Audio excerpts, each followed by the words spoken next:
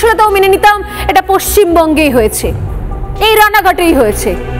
তাই এবছর যখন আবারও এই ওই সেই ধানাই পানাই করতে করতে হ্যান ত্যান করতে করতে যখন পুলিশ এসে বলছে কাঠামো চলবে না, কাঠামো নামাতে হবে, তখন খুব স্বাভাবিক সেখানকার মানুষজন, সেখানকার বাসিন্দারা, এই পুজোর সঙ্গে জড়িয়ে থাকা অনেক অনেক মানুষের মনে আঘাত পড়বে।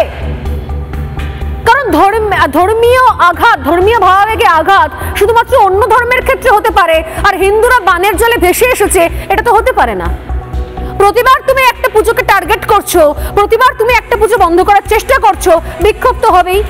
আমি জানিয়ে রাখলাম এই শো থেকে, সোজাসুজি স্বর্ণালী থেকে, আমি স্বর্ণালী সরকার রানাঘাটের পুজোর সঙ্গে আছি, এবং এই পুজোর ক্ষেত্রে কোনো রকমের যদি বাধা দেওয়ার চেষ্টা করে পুলিশ প্রশাসন, নিঃসন্দেহে আমি হেডলাইন্স করে চালিয়ে রাখবো সারাদিন রিপাবলিক বাংলায়। কারণ বারবার একই জিনিস হতে পারে না।